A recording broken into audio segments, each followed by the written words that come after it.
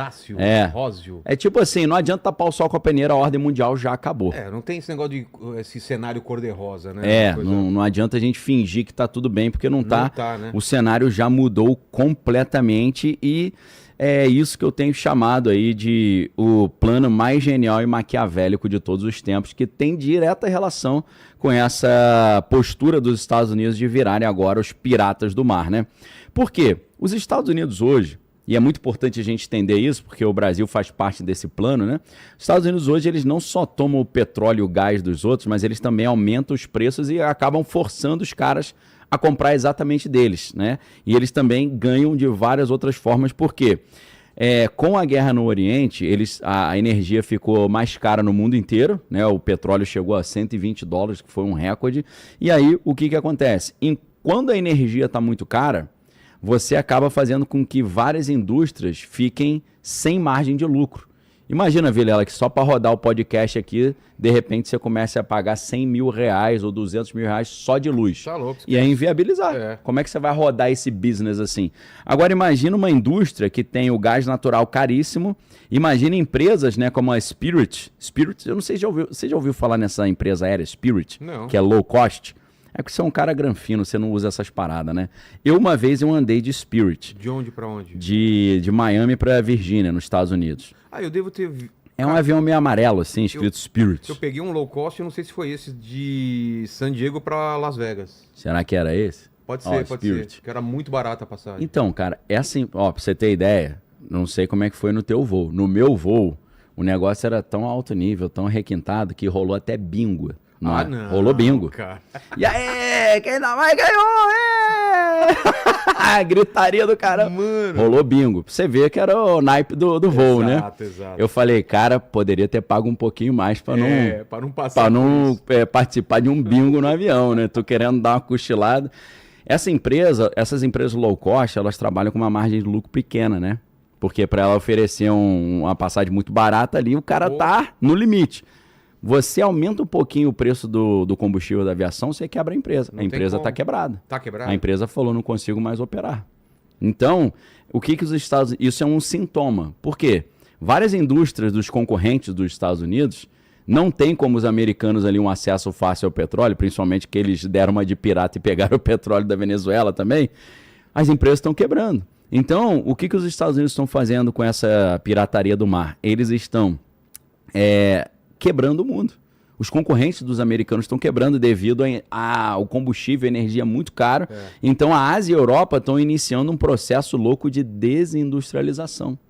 E o mais louco ainda é que essas empresas, se quiserem operar com uma energia mais barata, vão ter que fazer o contrário que os Estados Unidos fizeram nos anos 70 e 80, que foi transferir as fábricas para a China, né? Antigamente era tudo made in USA, né? Depois virou made in Japan, depois virou made in China. Pois é. Isso foi um processo que eles entenderam que iriam lucrar mais, porque era mão de obra muito barata, quase escrava. Só que aí o que acontece? Porque o lance é o americano pagar mais barato. Na cabeça deles não importa que forma. Exato. Né? Só que aí você fica refém desses caras. Eles não entenderam isso naquele momento. Eles não entenderam, porque o mundo estava, de certa forma, controlado. Pacífico, todo mundo... Exato. Principalmente depois da queda do Muro de Berlim, fim da União Soviética, né? Até que vem aquele Francis Fukuyama, professor de Harvard, escreveu o livro O Fim da História, né? Acabaram os problemas da humanidade. Só que aí o que acontece? Você tem um problema como a pandemia, que aí você tem o bloqueio dos containers, que não sai mais da China. E aí o produto que você pagou para produzir lá não consegue chegar até aqui. Então aí que começa a se intensificar aquela ideia do nearshoring, que é, se você vai fazer fora dos Estados Unidos a fábrica, tem que ser país próximo. Não pode ser lá do outro lado do mundo, porque se der um problema nessa cadeia logística ali, embaralha tudo. E aí, só para... ilustrar aqui, além do nearshoring, que é costa próxima, tem o friendshoring, que é você tem que ser próximo e tem que ser amigo. Mas o amigo pode virar inimigo depois. Pode virar inimigo também, dependendo de como as eleições se sucedem, né? E além disso, tem o reshoring. Reshoring é quando os Estados Unidos não colocam nem no amigo e nem quem está próximo. Trazem de volta as indústrias para dentro do território americano. Isso tem um aspecto bom em tese, porque gera emprego nos Estados Unidos, porém, com a inteligência artificial e a robótica, nem sempre trazer a indústria de volta significa novos postos de trabalho, né? Então, isso é um problema. Então, Vilela, com esse negócio de virar pirata do mar, né, os americanos eles estão desindustrializando seus concorrentes na Europa e na Ásia com energia cara. Isso significa que empresas gigantes da Europa e da Ásia, uma Mercedes, uma Toyota da vida, elas estão sendo obrigadas a transferir as fábricas para os Estados Unidos só para conseguir manter as indústrias funcionando, né? Isso porque somente lá vai ter energia sobrando e energia barata. Então, isso faz parte de toda uma nova lógica internacional.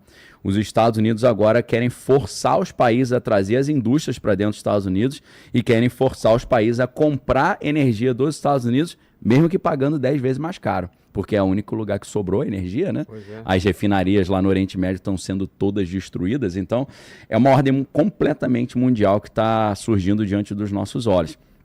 E os Estados Unidos hoje, muitos analistas dizem que eles funcionam na prática como uma espécie de táxi marítimo do gás natural, né? Porque a maior parte do gás da Rússia ou da Noruega, ele viaja por tubulações fixas. Isso aqui é um insight muito interessante.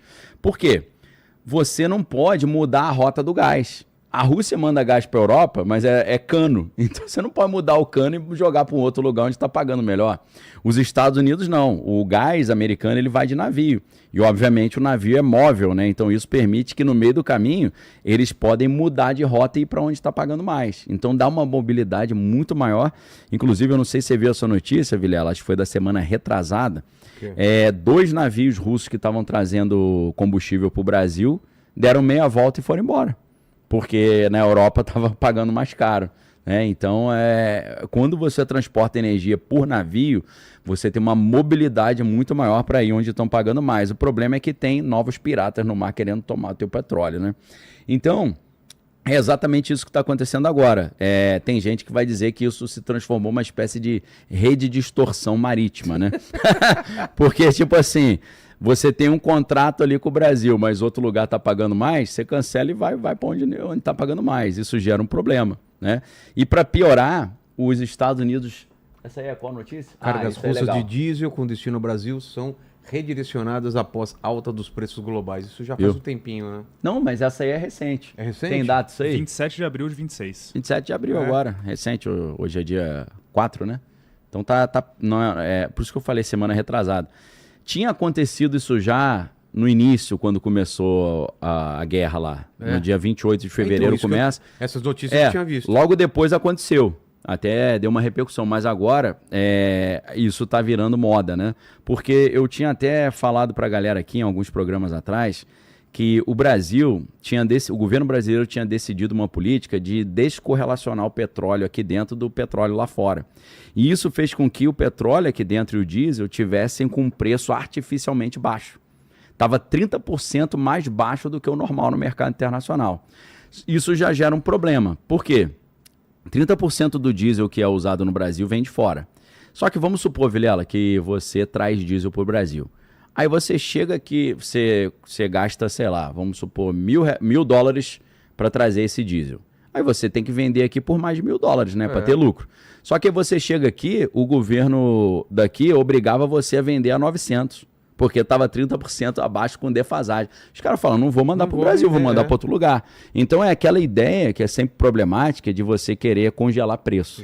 Já tivemos essa experiência, sumir a carne, sumir um monte de coisa da prateleira do supermercado. Igual teve lá na Argentina o Corralito, né, aqueles projetos. Por quê? Se o cara produz... Sarney. Lembra? Vamos supor que lembra, pô? O cara produz leite. Aí o governo fala, ó, não tô nem aí se você gasta R$5 para produzir uma garrafa de leite, 1 litro de leite, você vai ter que vender a R$3. Ele vai falar, não vou produzir mais.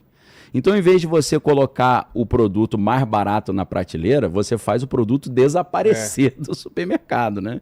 Então, esse é um problema, quando a gente tem preços artificialmente baixos, né?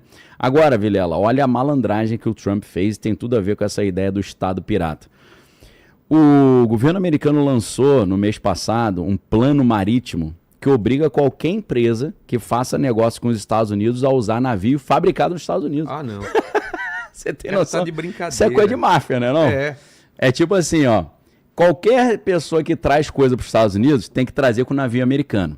E se você vier buscar coisa nos Estados Unidos e levar para fora, tem que ser com o navio americano também. Olha a que ponto nós chegamos, tá? Então o cara, ou ele vem com o navio dele e paga uma multa, ou ele vai ter que ou transferir o estaleiro para os Estados Unidos ou comprar navio americano. Isso inclui toda a frota que a gente está falando aqui de transporte de gás liquefeito que sai dos Estados Unidos para o mundo, né? E já tem muitos navios ali, e são navios para caramba, né? Já que os Estados Unidos dominam o mercado na Europa e provavelmente vai dominar no resto do mundo também.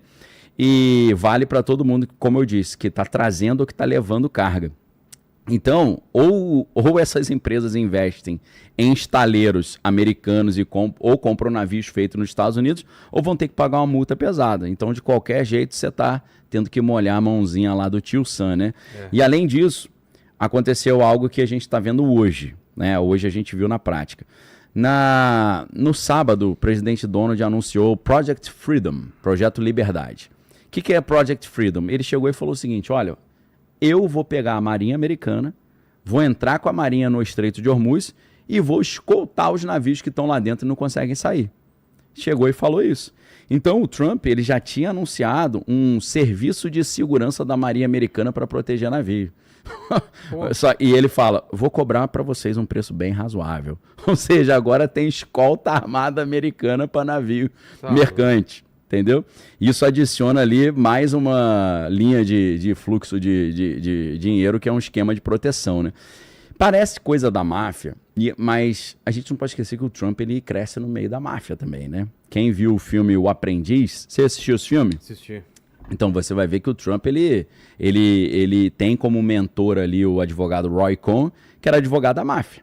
Então ele é criado, inclusive lá na famosa boate Estúdio 54, lá em Nova York. Inclusive no filme do Michael Jackson aparece ele frequentando essa boate. Aparece lá Studio 54, né? Olha lá o aprendiz, né? Olha o Roy Cohn ali atrás. E existe também um documentário do Roy Cohn, que se você pega esse combo, o filme Aprendiz e o documentário do Roy Cohn, você vai ter uma outra interpretação sobre de que lugar o Trump sai. Ele sai de um ambiente completamente da máfia ali, né? Então o Trump cresceu junto com a máfia, ele admira a máfia e parece que agora ele está usando a mesma lógica da máfia. Que é aquela lógica aí, ó. Eu te cobro aí 20 mil reais por mês para te proteger. O cara, mas me proteger de quem? Ele fala, de mim mesmo. Se você não pagar, eu te arrebento. Entendeu? Então é a lógica da máfia mesmo. Então os Estados Unidos estão criando várias formas de trazer todo o dinheiro que está espalhado pelo mundo para dentro do território americano. E isso faz parte da famosa doutrina Monroe, né? Que é aquela doutrina Monroe misturada com o presidente Donald. Só que aí, Vilela, tem um grande detalhe que a maioria das pessoas não entendeu. O pessoal acha que a doutrina Monroe é só o Trump revivendo a ideia de América para os americanos, mas não é isso. O plano não é apenas os Estados Unidos controlarem todo o hemisfério ocidental. Quando a gente fala M é metade, né? Esfera é bola, né? Então metade da bola, para quem não é terraplanista, né? Eu não sou terraplanista. Então hemisfério significa uma parte da bola, a parte esquerda. Então, olhando no mapa, né? Porque se você olhar o planeta Terra no meio do espaço, não tem esquerda e direita nem em cima nem embaixo, né? Baseado no mapa. No mapa que a gente olha, que escolheram botar os americanos e a Europa em cima para já dar uma sacaneada em quem está embaixo, né? E também fora aquela distorção do tamanho dos países, né? O que é uma sacanagem terrível, né? Parece que é o Alasca, o Groenlândia... Um troço monstruoso. A Rússia são enormes. Pô, aí você joga eles para dentro do Brasil, fica pequenininho. Estão bem naquela viradinha, né? Então dá aquela distorcida quando você coloca no plano. Dá uma distorcida legal. Essa distorcida também, só de curiosidade... Tem um cara chamado Laird Hamilton, que é um surfista muito famoso. Ele ficou famoso como surfista de onda grande. Não sei se você se lembra do filme Surf no Havaí. Não. Que em inglês é North Shore, o nome do filme. Ele faz o papel do vilão. Ele faz o papel de um cara chamado Lance Burkhardt. E aí ele trapaceia no campeonato de surf. O cara tá remando, ele puxa a cordinha da prancha. Esse cara... Ele é tipo o Waterman, né? Que é um cara que faz todos os esportes aquáticos. Ele foi fazer uma prova de remada. Olha ele aí, ó. Coroa tá inteirão. Pô, tá em cima. Tá em cima. Ele saiu ali no mar Mediterrâneo, da ilha de Córcega, e remando numa prancha de surf para a ilha de Elba, que dava algumas milhas lá. E ele fez uma conta, e ele falou, cara, não é tão distante. Só que ele foi remando, e não chegava de jeito nenhum. Ele falou, pô, já era pra eu ter chegado e remando. E aí demorou muito mais do que ele tinha se programado, né? Passou um sufoco. Aí ele falou o seguinte, eu achei que eram milhas. Eu calculei milhas, mas não são milhas náuticas. Que é diferente. As milhas náuticas levam em consideração a curvatura da Terra. Então, se você pega uma linha curva e estica, ela fica muito maior do que ele calculou em linha reta, né? É um pouco dessa distorção que eles colocam no mapa, né? Você fala, mas por que no hemisfério norte as coisas são maiores e no sul você bota o Brasil pequeno e os Estados Unidos grandão? Não, é porque tem uma distorção. Você vê como é que até o mapa tem uma sacanagem no mapa, né? A milha náutica é equivalente a exatos 1.852 metros.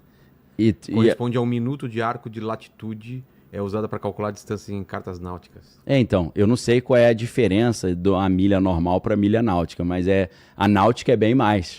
Então o cara, por que eu falei isso? Só pra gente falar do mapa mundi, que é um mapa todo deformado e ninguém te explica isso na aula de geografia no colégio, né?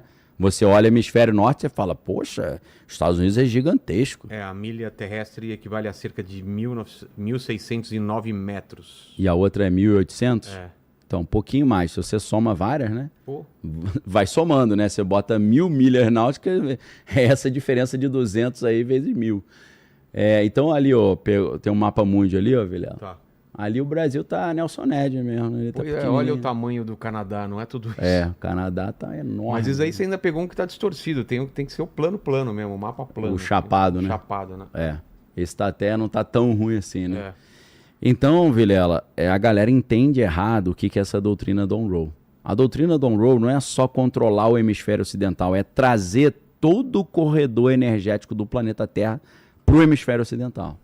Então isso envolve você quebrar toda a produção de energia fora do hemisfério ocidental e botar o mundo totalmente dependente de comprar energia dos Estados Unidos e dos seus parceiros aqui. Então isso é uma ordem mundial completamente nova. E aí os caras falam assim, não, a gente vai continuar comercializando aqui fora do circuito norte-americano. Aí ele vai lá e pega o petróleo dos caras. Por isso que ele falou, agora a nossa marinha está agindo como pirata, a gente vai lá e pega e fica por isso mesmo. Então ele não tá deixando ser viável a galera circular, comercializar energia fora dos Estados Unidos. Então esse é um problema gigantesco, inclusive para quem conhece história. Tem várias formas, né, de resposta dos Estados Unidos, tirar do sistema SWIFT, né? Exato. Botar sanções, tarifas, bloqueio, tudo mais. Inventar motivo até para uma investigação da seção comercial, como eles já ameaçaram o Brasil. Eu imagino, Vilela, que a gente ainda vai haver muitas emoções ainda na relação Brasil-Estados Unidos antes das eleições aqui. Também acho. Apesar de que tem uma visita agendada do Lula aos Estados Unidos agora, essa semana, vamos ver como é que isso vai se desenrolar. Pauta já? Não, até onde eu não sei se a galera consegue puxar aí.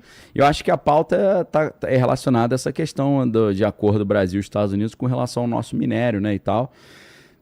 Porque até onde eu vi a última vez, a empresa americana que comprou os direitos de terras raras aqui no Brasil, parece que o governo brasileiro tinha embargado a compra, dizendo que isso ali envolvia questão de segurança nacional e tal.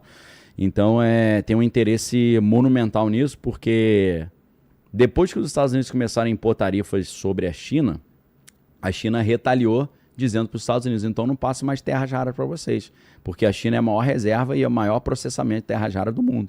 Só que sem terras raras você não tem equipamentos eletrônicos nem equipamento de guerra. E aí os Estados Unidos falam, caraca, e agora? Precisamos de um novo fornecedor, né? Quem que é o segundo maior reserva de terras raras do mundo? Brasil. Então tá ali, ó, Caio Junqueira, né? Trump busca acordo sobre minerais críticos com Lula, viu? Acertei, né? Foi sobre isso mesmo. E aí o que acontece? Se o Brasil não tá tentando também garantir a reeleição, né? Porque Lógico. se tiver apoio dos Estados Unidos... Facilita pra caramba. Eu acho que o Trump tá vendo quem vai dar mais pra ele. Isso. Ele ou o Flávio. Isso. Falando em bingo, né? Teve bingo aqui já... tá fazendo... não deixa de ser um bingo, né? fazer um bingo aí, né? Ou então um leilãozinho. Quem dá mais? Né? Lembrei daquele filme do Leandro Hassum, né? Até que a sorte nos separe. Que ele já tá quebrado, mas não pode falar pra mulher, né? É. Aí a mulher inventa de ir a um leilão. Ele, pô, e agora, leilão? Aí ela dando lance num tapete caríssimo, né? Aí ele levanta a mão e fala assim, peraí. Aí o cara, esse aqui dá mais 50 mil. Aí ele, porra, meu irmão, não falei nada. Aí ele,